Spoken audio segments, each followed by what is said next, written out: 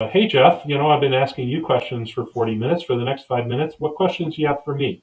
Mm-hmm. I better have some good questions. Mm-hmm. By the way, those are recorded too. Those are a part of, you were calling it the folder. It's called the packet. At least it Mm-hmm. was at the time that I was there. What questions did the candidate ask? If they're lame questions, like, um, what keeps you up at night?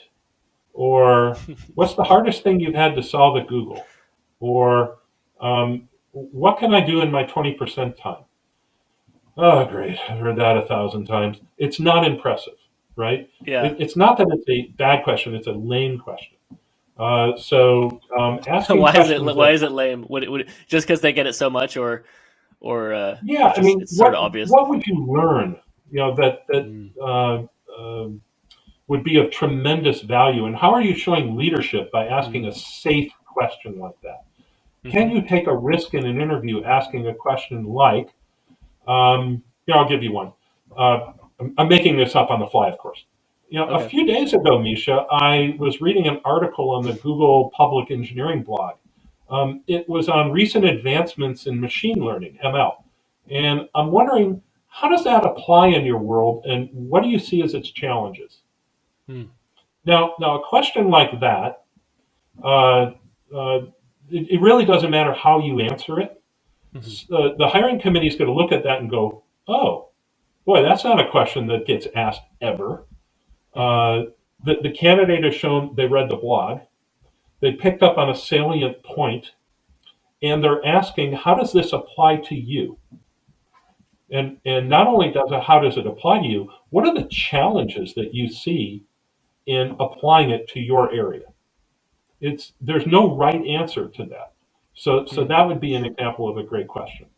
Yeah, Um, definitely. So it's not just it's not just sort of these general questions. It's really maybe you've taken the time to read something recent or dig into some part of the business model or something recent that you can really ask a timely informed question. Maybe it's a little bit challenging, maybe there's no clear answer. yes.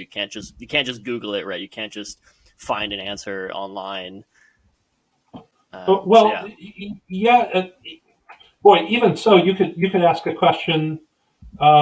What challenges are Google currently having facing diversity and inclusion in its culture? Given that it's a core value, Mm-hmm. and it's publicly stated, it's in the Mm-hmm. annual report, it's on the Google public website, it's highly touted for good reasons, but there's a huge gap. Even though Google says this is important, what do you make of the gap that currently exists? Right. Again, an example of a question that's kind of putting the interviewer on their heels, Mm. getting at something that is core to the company, challenging authority. And if Google doesn't want people like that at the company, but that's a question that touches your heart, then why would you want to work there anyway? They're doing you a Mm. favor by not making you an offer if that's how they feel. But I can guarantee you they wouldn't feel that way. They would look Mm. at someone asking a question like that and going, yeah, this is who we want on the team. So my advice is to have two questions for each interview. Do not repeat a question. So if you have 5 interviews, that means you have to come up with 10 really good questions.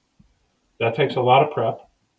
Then I coach on that, Mm. and help candidates craft questions like that, uh, and maybe have a follow up, Mm. because you are getting scored on how good your questions are in that last few minutes of the interview. So obviously, if you had no questions at all, or maybe one or two questions for four or five people and repeated the questions, that would just be a total no go. It's a bad signal. Yeah, Okay. it shows someone who hasn't prepared enough, isn't curious enough, Mm-hmm. is playing it safe, is just filling the time, Yeah. may not want to blow it by asking a question that they may not want to hear the answer to.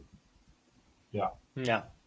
Yeah. No, that's super important, and it's always surprising. I've also interviewed a lot of people as a recruiter and also doing my startup now, but it's always really surprising when someone doesn't have any questions at all, which is like, so That you know that's everything about the business, like, yeah, it's pretty shocking. So yeah, um, yeah. That is a definite. You failed. You have no yeah. questions for me, really? I've just been hammering you for 40 or 45 minutes, and there's not one thing you want to ask me. Yeah, no, I think you're right though. I think a lot of people are maybe afraid to ask. They have a question, right, or they have multiple questions. They're afraid to ruffle the feathers, perhaps, right? And then that's exactly the opposite